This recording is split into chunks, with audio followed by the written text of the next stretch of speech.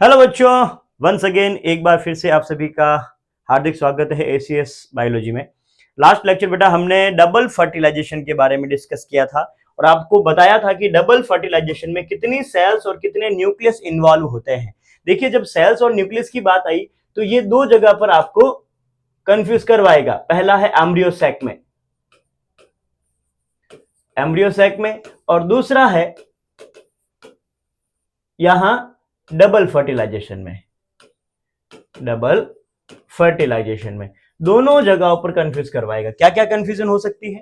क्योंकि जब एंडोस्पर्म की बात की जाती, सॉरी एम्ब्रियोसैक की बात की जाती है तो यह है 7 celled and 8 nuclei, 7 celled and 8 nuclei structure. जबकि जब बात की जाती है डबल फर्टिलाइजेशन की तो डबल फर्टिलाइजेशन जो है उसमें आपकी टोटल सेल्स जो होती है 4 सेल्स और 5 न्यूक्लियाई पार्टिसिपेट करते हैं। देखिएगा, यहां गड़बड़ होने के चांसेस सबसे ज्यादा है, तो यहां ध्यान जरूर रखना कि कहां एम्ब्रियो सैक है और कहां डबल फर्टिलाइजेशन है। आइए अब उसी के बाद में हम ये देख रहे हैं, डबल फर्टिलाइजेशन तो हमने करवा दिया और हमारा जो डबल फर्टिलाइजेशन का रिजल्ट था वो हमें इस प्रकार से मिला था।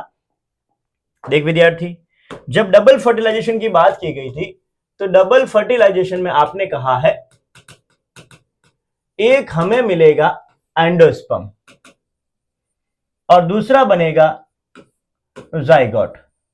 अब बात ये आ रही है ए और बी में से किसे पहले डेवलप करवाया जाए, क्योंकि ऐसा इसलिए पूछा जाएगा क्योंकि देखो एंडोस्पर्म क्या करता है, provide nutrition to developing pollen grain, developing zygote और embryo, provide nutrition to developing embryo.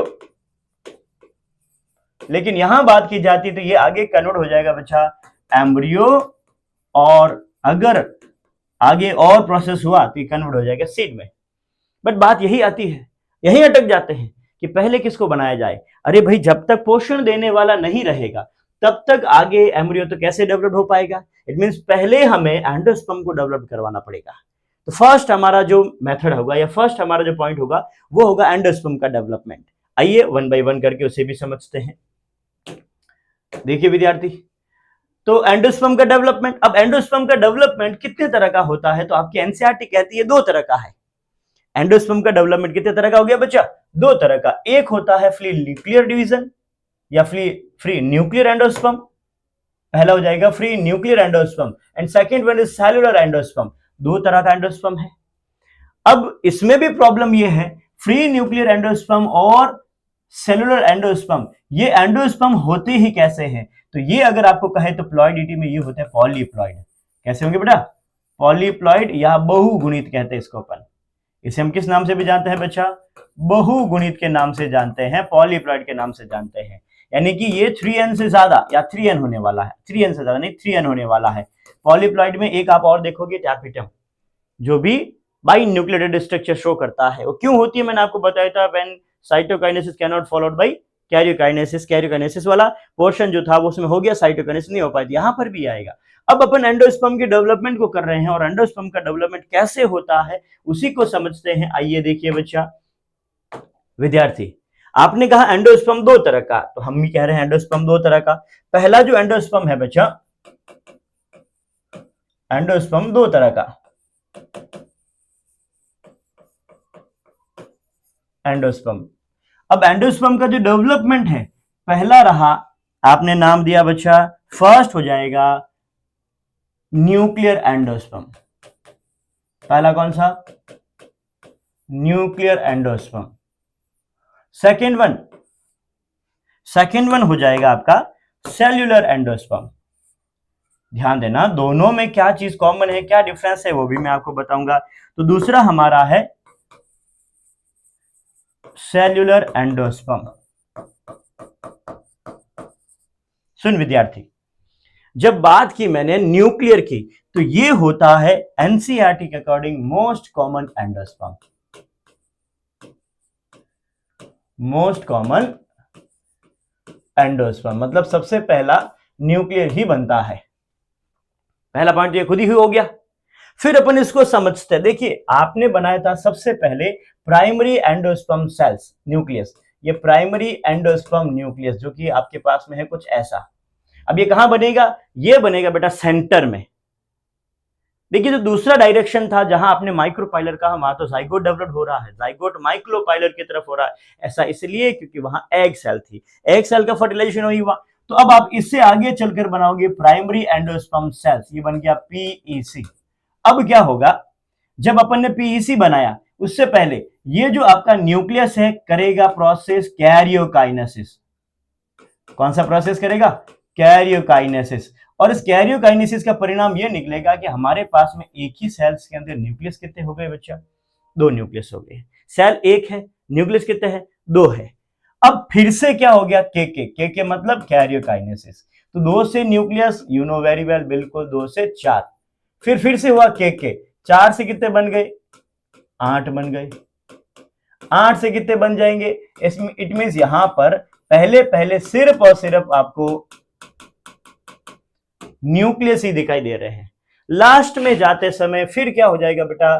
सी के साइटोकाइनेसिस। अब जो है आपको पूरी अंदर मिलने वाली है सेल। देखो डेवलपमेंट जो होता है ना बच्चा, डेवलपमेंट आपका सेल्यूलर है।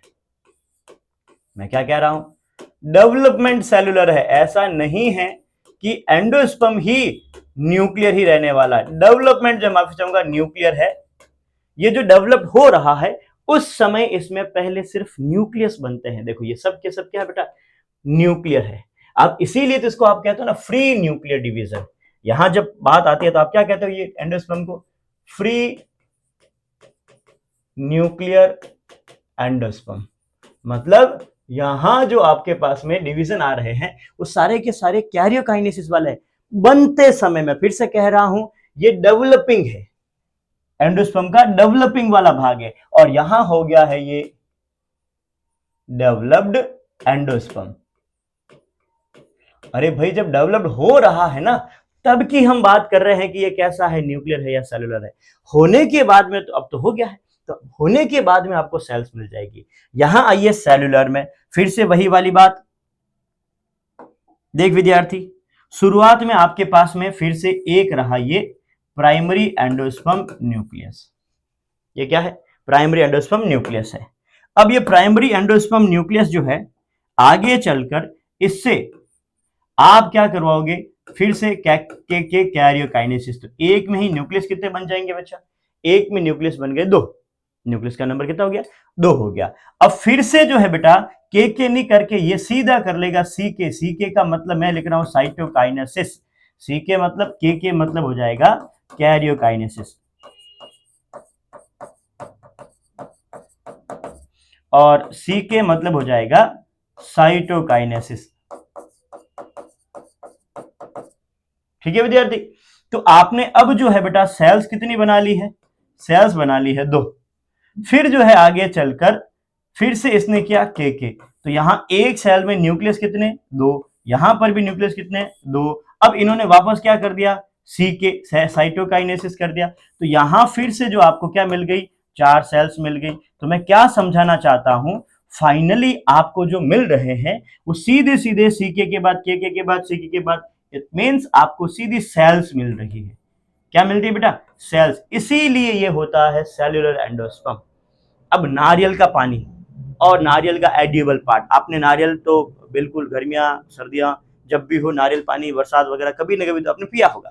गर्मियों में मोस्टली ज्यादा पिया जाता है डिहाइड्रेशन से बचने के लिए।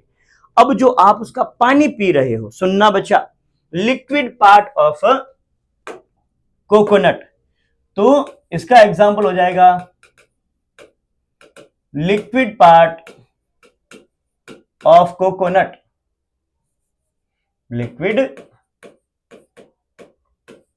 Part of coconut. तो कोकोनट का जो लिक्विड पार्ट होता है वो तो क्या होगा? न्यूक्लियर वाला। लेकिन यही अगर अपन बात करें इसकी तो ये रहेगा बेटा व्हाइट पार्ट ऑफ कोकोनट।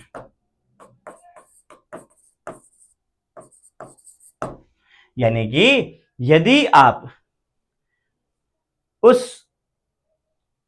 नारियल पानी के पानी को पी रहे हो तो नारियल पानी का जो पानी होता है वो तो है फ्री न्यूक्लियर डिवीजन का एग्जांपल, एंडोस्पर्म का एग्जांपल। अच्छा, क्या आप न्यूक्लियस पी रहे हो? और न्यूक्लियस कैसे पिएंगे बच्चा?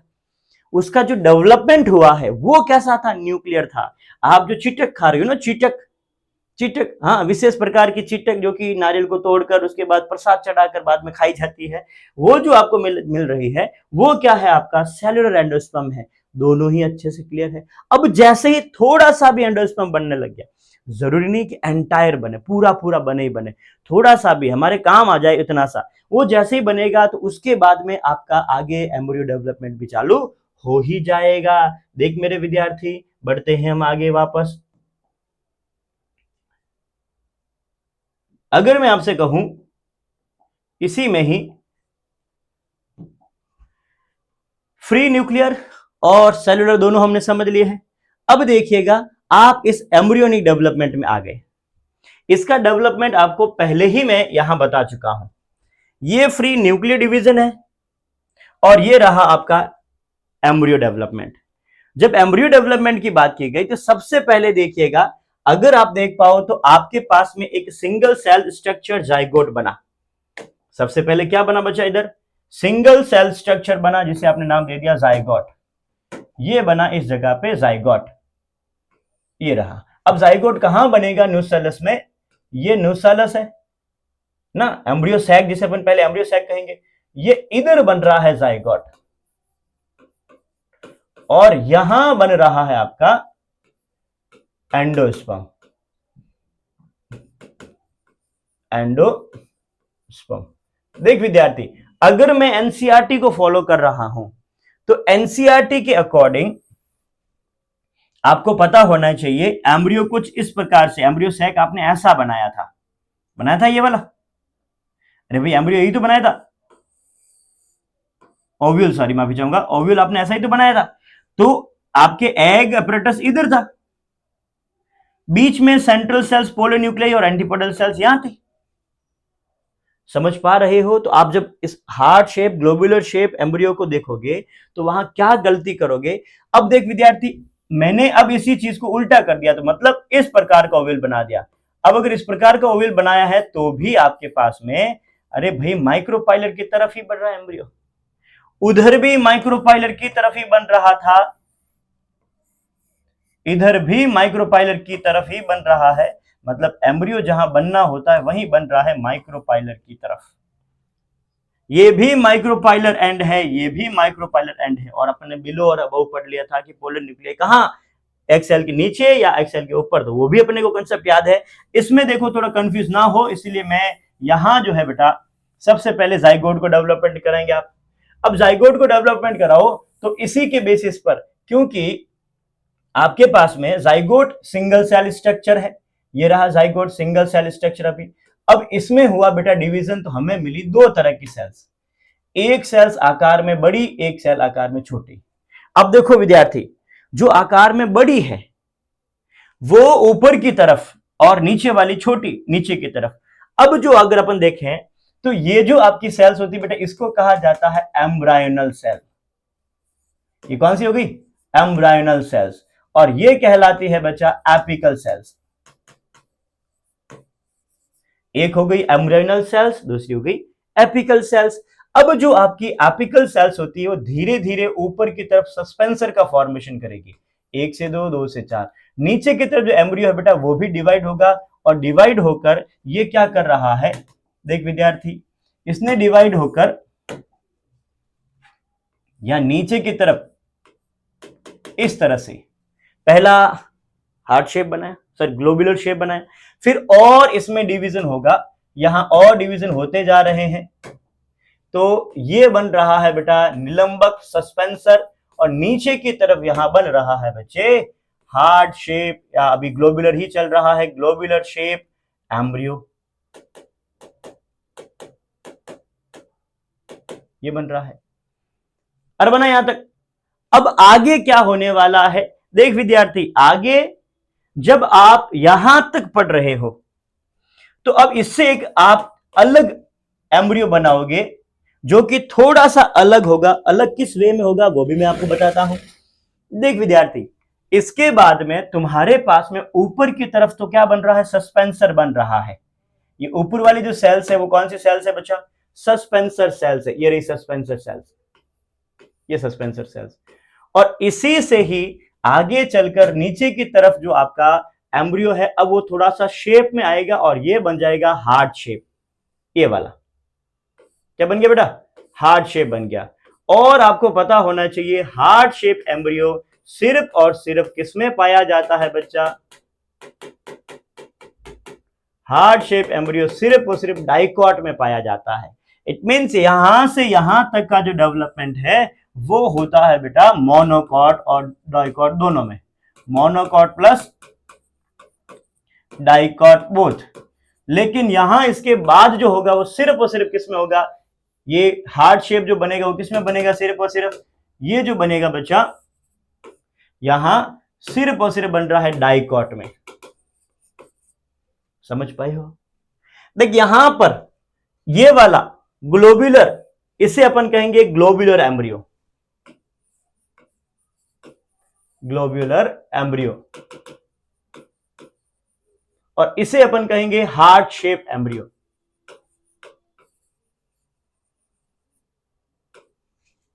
एक है ग्लोब्यूलर एम्ब्रियो, दूसरा heart shape embryo. Globular embryo अगर आपसे पूछा जाए कि ग्लोब्यूलर एम्ब्रियो किसमें बनता है, मोनोकॉट में डाइकॉट में, तो आप कहना मोनोकॉट में भी है डाइकॉट में भी है। हार्ट शेप एम्ब्रियो किसमें बनता है, तो हार्ट शेप सिर्फ और सिर्फ बनता है बच्चा, हार्ट शेप एम्ब्रियो देखिएगा विद्यार्थी, heart shape only in dicots. ये केवल और केवल द्विबीजपत्री डाइकॉट्स में मिलेगा आपको, ग्लोब्यूलर मोनोकॉट और डाइकॉट दोनों में मिलने वाला है। अरे इतना सा पॉइंट क्लियर है? आगे बढ़े बच्चा, चलिए आगे बढ़ते हैं। फिर क्या कहता है एनसीईआरटी, इसके बाद में दो तरह के आपको एम्ब्रियो दे रखे हैं। इन एम्ब्रियो को याद करने के लिए देखो सबसे इंपॉर्टेंट पॉइंट तो हमें याद करना कि याद कैसे किया जाए, क्योंकि हम याद करने का प्रयास जरूर करते हैं, सफल हो ना हो मेहनत तो करनी पड़ेगी बच्चा, है आज पढ़ेगा तो कल अच्छे से रह पाएगा मेरा मित्र। तो यहां इस जगह पे देखने पे आपको पता चल रहा है, सबसे पहले इस डायग्राम में देखिएगा, ये मोनोकॉट इधर है, डाइकॉट इधर है, क्लियर है? अब अगर आप इसको पीछे डायग्राम की तरफ देखो तो ये इस तरह से कॉटिलेडन्स जो बने थे वो यही शो कर रहे थे कि ये डाइकॉट है, ये कॉटिलेडन बनेगी यही शो कर रहा है कि ये डाइकॉटिलेडन है। और जो मोनोकॉटिलेडन था बेटा उसमें यहां देखने पे पता चल रहा है ये थोड़ा सा पोर्शन रह गया है जो कि बनते बनते रह गया था। इट मींस ये अगर कॉटिलेडन बड़ा होता तो यहां से इस तरह से बन जाता, इट मींस ये भी कॉटिलेडन्स में कितने हो जाते बेटा, दो, ये भी डाइकॉट हो जाता। लेकिन अगर आपसे पूछा जाए मोनोकॉट के अंदर दूसरा कौन सा कॉटिलेडन्स है जो कि अनडेवलप्ड रहा, रूडिमेंट्री रहा, वो रहा आपका एपीब्लास्ट। एपीब्लास्ट मोनोकॉट का दूसरा कॉटिलेडन है जो कि रूडिमेंट्री है, अविकसित है। डाइकॉट में देखिएगा कॉटिलेडन्स का नंबर कितना है, 2 है। और ये जो आपका पूरा पूरा पोर्शन है बेटा इसमें ऊपर वाला भाग कहलाएगा प्लूम्यूल, जहां से होता हुआ बिल्कुल शूट अपेक्स निकलेगा। नीचे की तरफ है रेडिकल्स और रेडिकल्स के आगे की तरफ एक कैप होती है, that is called root cap. अब ये तो डाइकॉट का बहुत सिंपल है। जब मोनोकॉट की बात आती है तो हमारी मौत आती है, हमें दिक्कत आती है याद करने में। देखो याद करने का सबसे बेस्ट तरीका आपको मैं बताऊं, कहीं पर भी वर्ड आ जाए बेटा राइजो, राइजोम, राइजा, तो राइजोम राइजा का मतलब related to the root. Rhizome rhiza का मतलब क्या होता है बेटा, रूट से संबंधित। देखिए कहां पॉइंट आएगा आपका रूट से संबंधित, यहां पर कोलियोराइजा कोलियोप्टाइल। पहला पॉइंट तो सबसे ज्यादा बच्चों के गलत होने का चांसेस। अब ये जो आपके एनसीईआरटी में इतना टिपिकल दे रखा है, इसको अगर अपन सिंपलीफाई में बनाए तो देखो विद्यार्थी, सबसे पहले नीचे की तरफ ये रहा कॉटिलेडन वाला पोर्शन। अब यहां से कॉटिलेडन वाले पोर्शन को बनाने के लिए यहां जाइए, ऊपर की तरफ ये बना लिया आपने कॉटिलेडन वाला पोर्शन, पीछे वापस लाइए, इसको घुमा दीजिए, ये लगे यहां। अब यहां ऊपर से देखने पर आपको 2 लाइनें बनानी, देखो एक तो कॉटिलेडन्स की है ही, सर कोलियोप्टाइल की है ही है, और यहां बीच में एक और बनाना है। इधर भी आपको 3 लाइनें बनानी, जो कि ये वाली है, दूसरी इसी के साथ में पैरेलल यहां पर एक और बना दो, और इसके ऊपर की तरफ एक और बना दी। सेम, कहीं पर भी कोई रटने की जरूरत नहीं पड़ी। देख कहां कहां लेबलिंग थी 12th वाले विद्यार्थी, यहां पे लेबलिंग थी, सारी सारी लेबलिंग यहां तैयार हो गई है। अंदर इतना ज्यादा कॉम्प्लेक्स ना बनाओ कि आपको चीजें समझ में ही ना आए, बहुत सिंपल वे में हमने बनाया है। नीचे की तरफ यहां रहा रूट से रिलेटेड, तो ये रहा कॉलियोराइजा। भाई रूट से रिलेटेड कॉलियोराइजा, तो ये हो गया रूट से ऊपर रूट कैप, और ये कहलाएगा रेडिकल। फिर ये कहलाएगा एपी ब्लास्ट, ये कहलाएगा बच्चा शूट एपेक्स, और ये कहलाएगा आपका कॉलियोटाइल, और ये हो जाएगा स्कूटेलम। अब समझे, यहां मोनोकोटिलिडन्स में कोटिलिडन है ही कहां, कहीं पर देखे डाइकॉट का अगर अपन देखें तो यहां दे रखा है कि ये दो कोटिलिडन्स है। अब मोनोकॉट में कहां है वो कोटिलिडन, ये रहा मोनोकॉट का कोटिलिडन्स, जिसे कहा जाता है स्कूटेलम। ध्यान रखेंगे मोनोकॉट के कोटिलिडन्स को किस नाम से जाना जाता है, स्कूटेलम के नाम से जाना जाता है। तो स्कूटेलम जो है बेटा मोनोकॉट का कोटिलिडन्स है। मैं समझा पाया हूं बच्चा, तो ये आपका मोनोकॉट का कोटिलिडन्स हो गया, दैट इज कॉल्ड स्कूटेलम। अब अगर इसका दूसरा कोटिलिडन्स देखा जाए तो ये रहा एपीब्लास्ट। एपीब्लास्ट किसमें है, सिर्फ मोनोकॉट में। कॉलियोप्टाइल कॉलियोराइजा किसमें है, कॉलियोप्टाइल कॉलियोराइजा सिर्फ और सिर्फ मोनोकॉट में। हो गया डिफरेंस की फॉर्म में। ये था आपका एम्ब्रियोनिक डेवलपमेंट। आगे देखते हैं इसी के बाद में सीड और ओव्यूल के बारे में। देख विद्यार्थी, फर्टिलाइजेशन, आफ्टर फर्टिलाइजेशन ये क्वेश्चन पूछा जाता है। आफ्टर फर्टिलाइजेशन जो है, आफ्टर फर्टिलाइजेशन ओव्यूल जो है वो कन्वर्ट हो जाता है सीड में, ओवरी कन्वर्ट हो जाता है फ्रूट में। अब आइए सीड फ्रॉम ओव्यूल, यानी कि ओव्यूल किसमें कन्वर्ट हो गया है बच्चा, सीड में कन्वर्ट हो गया है। तो अगर वो डाइकॉट है तो कोटिलिडन्स का नंबर कितना, 2। अगर वो मोनोकॉट है तो कोटिलिडन्स का नंबर 1। अब अगर डाइकॉट की बात की जाए तो कोटिलिडन्स 2 है, मोनोकॉट में 1 है, और यहां देखिए छोटी सी स्ट्रक्चर दिख रही है आपको, हाइपोकॉटाइल, जो कि अपन ने देखा था। फिर यहां कवरिंग की बात की जाए तो कवरिंग आपके यहां 2 मिल रही है।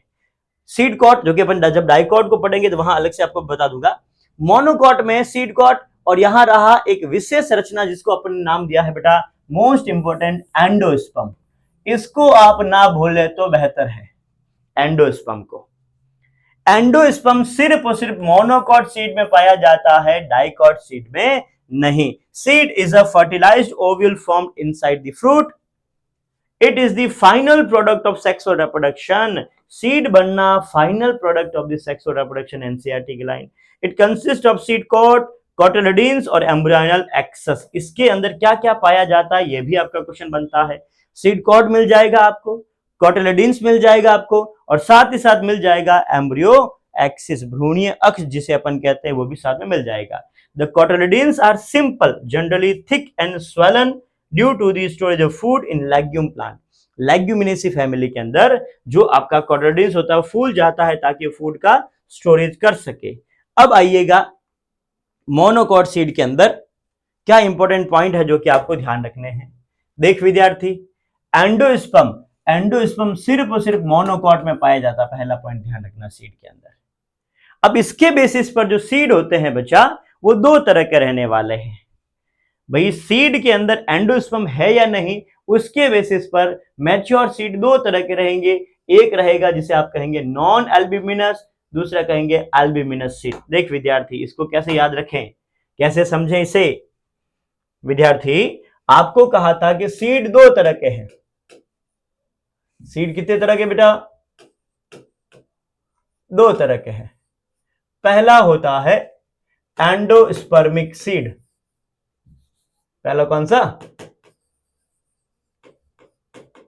Endospermic seed.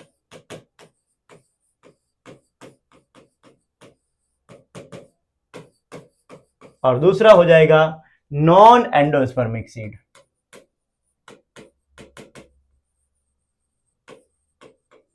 Most important table है ये।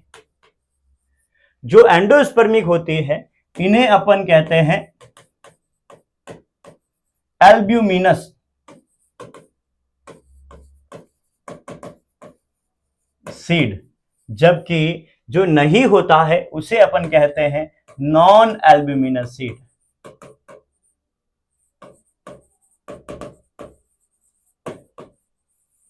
जो आपने एंडोस्पर्मिक सीड की बात की, इट मींस यहां एक आपको पॉइंट मिलेगा, endosperm remains, endosperm remain after the embryo development।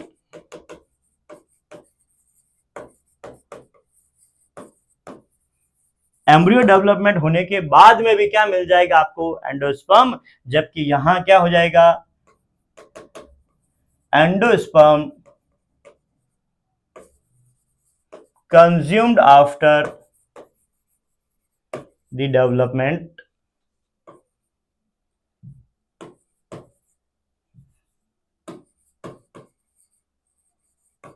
Development of and embryo बन गया।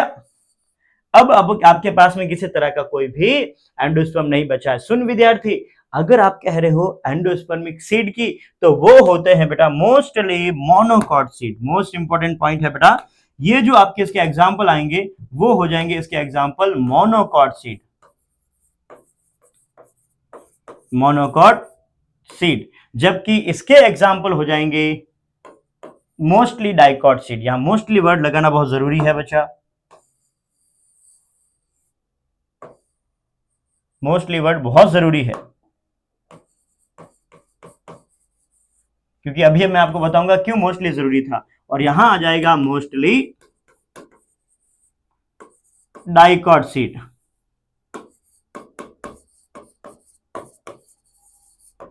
ठीक हुआ। अब जब आपने एंडोस्पर्मिक सीड की बात की थी, तो एंडोस्पर्मिक सीड में एक पॉइंट आता है। क्या पॉइंट है बच्चा, एंडोस्पर्मिक जो सीड होते हैं, आपने यहां नाम दिया है मोस्टली, ये थोड़ा सा आपको खलेगा और क्वेश्चन यही से उठेगा, क्योंकि आपने कहा मोस्टली एंडोस्पर्म, मतलब ऑल एंडोस्पर्म या मोस्टली मोनोकॉट, सॉरी, इसका मतलब सभी मोनोकॉट नहीं है।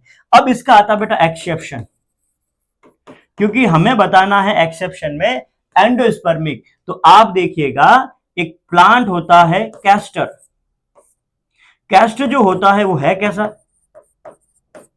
डाइकॉट, लेकिन डाइकॉट होते हुए भी कैसा है, डाइकॉट होते हुए भी ये एंडोस्पर्मिक है।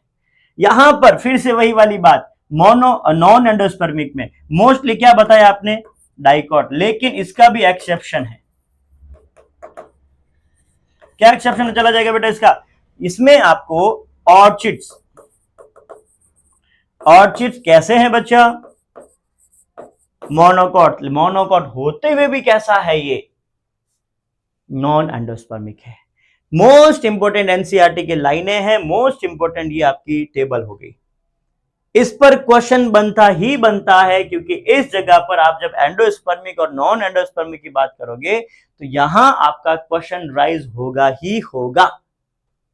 समझ पाए हो अच्छे से, इस टेबल को अच्छे से याद करना, ये एंडोस्पर्मिक नॉन एंडोस्पर्मिक सीड के बारे में है। आ जाइए अब वापस चलते हैं अपनी टेबल पे। तो आपने कहा एंडोस्पर्मिक सीड, मैं कह रहा हूं यहीं पे देख लेते हैं, अब पढ़ो बेटा। एंडोस्पर्मिक, पहले नॉन एंडोस्पर्मिक। नॉन एंडोस्पर्मिक कौन होते हैं, मोनोकॉट या डाइकॉट, सारे डाइकॉट नहीं, आपने कहा बेटा मोस्टली मोनोकॉट, और यहां कहा मोस्टली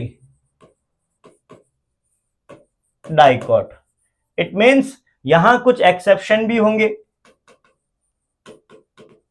एक्सेप्शन में कौन होगा बेटा, मोनो, अभी नॉन एंडोस्पर्मिक में आप देखोगे बच्चा ऐसा डाइकॉट, सॉरी ऐसा मोनोकॉट जो कि नहीं होगा, क्योंकि हमें ढूंढना क्या है, नॉन एंडोस्पर्मिक। तो आप बात करोगे बेटा ऑर्चिड्स की ना, क्योंकि वो मोस्टली मोनोकॉट इसमें एग्जांपल आ गए। और ऐसा कौन सा सीड होगा जो कि नॉन एल्ब्यूमिनस होगा, तो यहां मोस्टली, माफी चाहूंगा, ईद लिखना है बच्चा, अभी बात क्या है, मानवीय भूल है। नॉन एल्ब्यूमिनस में चले जाएंगे मोस्टली डाइकॉट, मानवीय भूल, और यहां चले जाएगा मोस्टली मोनोकॉट। सुन विद्यार्थी, मानवीय भूल, इंसानों से होने वाली भूल को मानवीय भूल कहा जाता है, हो जाती है कभी कभी। यहां पर मोस्टली आपने कहा डाइकॉट है, मोस्टली डाइकॉट है, तो कौन सा ऐसा मोनोकॉट होगा, ऐसा कौन सा डाइकॉट होगा जो नहीं होगा, तो वो एग्जाम्पल में चला जाएगा बेटा। देखेंगे हम, जैसे बात की जाए, पहले इसकी बात कर लेते हैं क्योंकि मोस्टली इसमें मोनोकॉट आते हैं, लेकिन जब बात की कैस्टर की, तो कैस्टर डाइकॉट होता हुआ भी कैसा है, डाइकॉट होता हुआ भी एल्ब्यूमिनस है। और यहां पर ऑर्चिड्स कैसा हो गया बेटा, मोनोकॉट होता हुआ भी आपको एक्स एल्ब्यूमिनस मिल जाएगा, नॉन एल्ब्यूमिनस। यहां फिर से एक और पॉइंट उठता है एनसीईआरटी का। देखिए बेटा, कभी कभी आपने देखा होगा ब्लैक पेपर और बीट रूट में, ब्लैक पेपर और बीट रूट में जो न्यूसेलस होता है, ये एंडोस्पर्म है, 3 सेल्स नीचे की तरफ, बीच में 1 सेल्स यहां, ये एंडोस्पर्म है। यहां न्यूसेलस भी शेष रह जाता है, मतलब एंडोस्पर्म की तो बात कर ही रहे थे, या न्यूसेलस भी शेष रह गया, और ऐसे सीड को कहा जाता है पेरिस्पर्मिक सीड। जिसके अंदर न्यूसेलस भी बच जाता है, उन सीड को अपन किस नाम से जानेंगे बच्चा, पेरिस्पर्मिक सीड। तो ब्लैक पेपर और बीटरूट, ब्लैक पेपर और बीटरूट, ये जो होते हैं बच्चा, ये दोनों के दोनों पेरिस्पर्मिक सीड के एग्जांपल है, क्योंकि ये दोनों के दोनों न्यूसेलस को भी रख देते हैं, न्यूसेलस भी इसमें शेष रह जाता है, इसीलिए किसके एग्जांपल हो जाएंगे बेटा, पेरिस्पर्मिक सीड के एग्जांपल हो जाएंगे। बढ़ते हैं आगे, एक वर्ड आता है डोमेंसी, जिसे आप कहते हो प्रसुप्ता। क्या है बेटा वर्ड, डोमेंसी, जिसे हिंदी में नाम दे दिया आपने प्रसुप्ता। कह रहा है एज द सीड मैच्योर, जब सीड मैच्योर होता है तो it become dry and reducing water concentration content अपना 15% तक, 15% तक अपनी मॉइस्चर को लूज कर देता है, 15 मॉइस्चर बाय मास इतना लूज कर देगा। The metabolic activity of embryo slow down, और इस दौरान ही उसकी मेटाबॉलिक एक्टिविटी भी घट जाती है, और यही कारण बनता है बेटा उसके इनएक्टिव स्टेज में जाने का, दैट इज कॉल्ड डोमेंसी। जब आप एक चैप्टर है 11th का ग्रोथ एंड डेवलपमेंट, वहां पढ़ोगे तो वहां आपको फिर से पता चलेगा कि इसको डोमेंसी को ब्रेक किया जा सकता है, चिलिंग इफेक्ट आप नाम सुनोगे वहां पे। द ओल्डेस्ट, अब तक का खोजा गया सबसे पुराना, ये तो डोमेंसी की बात हुई, अब तक का खोजा गया सबसे पुराना जो सीड था बेटा, वो मिला हमें ल्यूपिनस आर्किटेक्स का।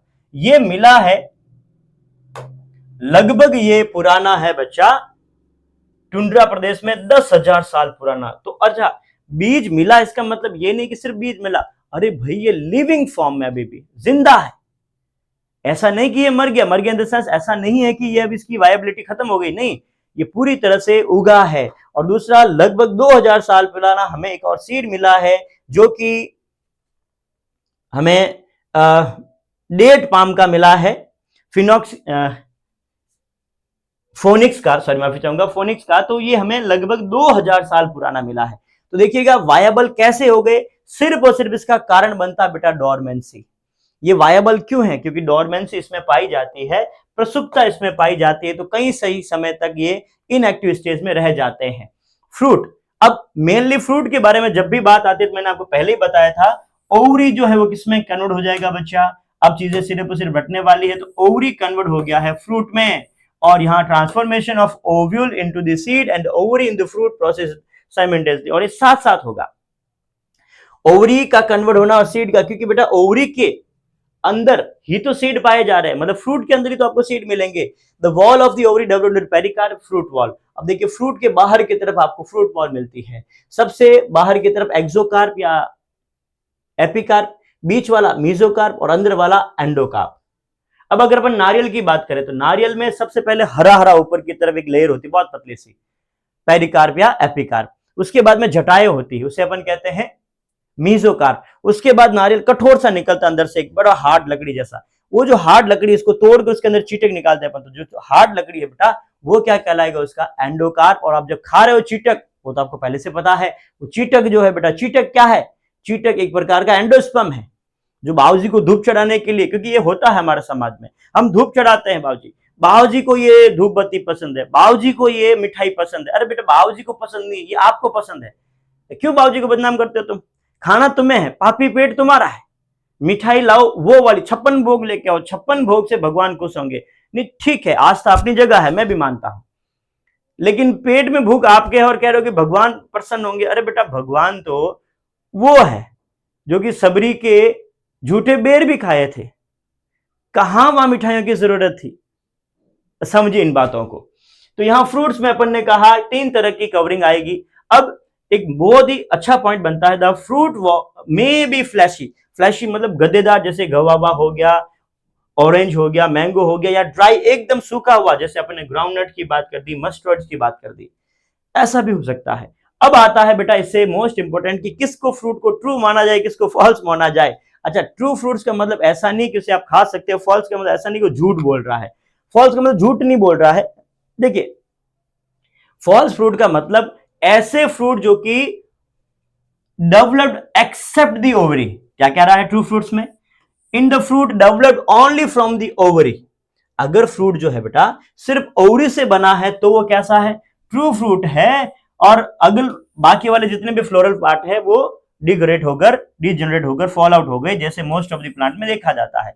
लेकिन फॉल्स फ्रूट में एक्सेप्ट द ओवरी, ओवरी को अलावा थैलेमस रीजन भी क्या करता है बेटा? फ्रूट का फॉर्मेशन। और ये जो है बेटा फ्रूट फॉर्मेशन में हेल्प करता है। जैसे एग्जांपल आपने नाम सुना होगा, एप्पल हो गया, स्ट्रॉबेरी हो गया, या फिर कैश्यू नट हो गया, ये सारे के सारे फॉल्स फ्रूट के एग्जांपल है। मैं फिर से कह रहा हूं, फॉल्स का मतलब ये नहीं कि झूठे हैं, ये किसी के झूठे हैं, नहीं। फॉल्स का मतलब developed, not developed from the ovary, developed other part the ovary, ovary के अलावा भागों से बन रहे हैं, इसीलिए इनको फॉल्स फ्रूट कहते हैं। देखिए यहां पर एक पॉइंट आता है, जब आप 11वीं की एनसीईआरटी पढ़ते हो तो यहां एक एकिन पोर्शन लिखा हुआ है। आपके एनसीईआरटी में क्या लिखा हुआ? Eakin, English medium. तो एकिन मीडियम, एकिन जो होता है ये भी इसमें एडिएबल होता है, ये भी आपका क्वेश्चन बनता है 11वीं के रिगार्डिंग।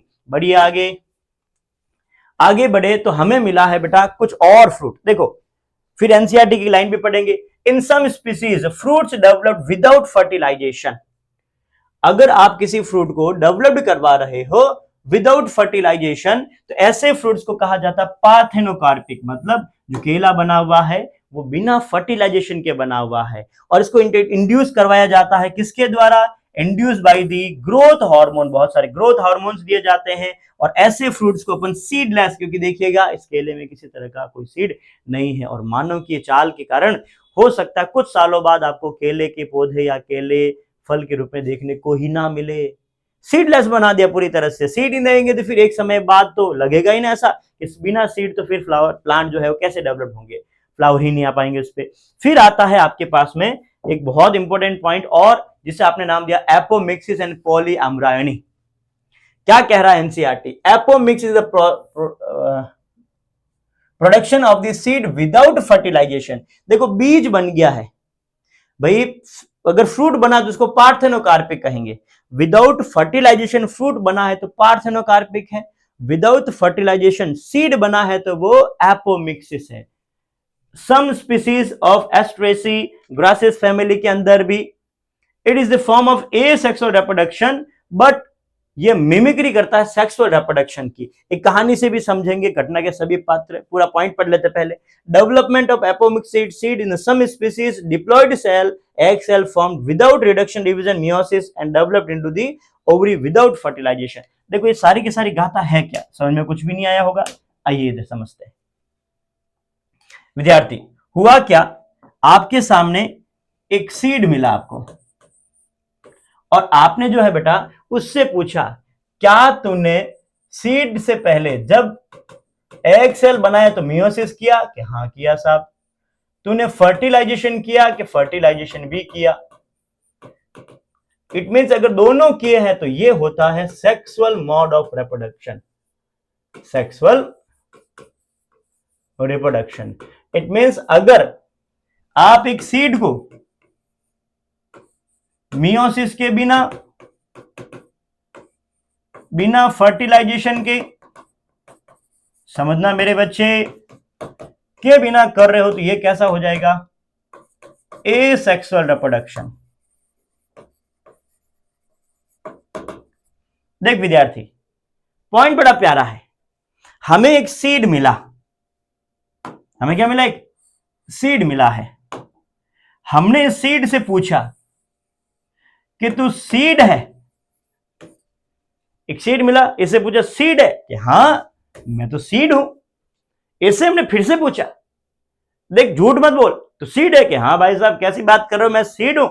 इससे पूछा क्या तूने एग सेल बनाते समय मियोसिस किया है, यानी कि एमएमसी सेल या कोई भी डिप्लॉइड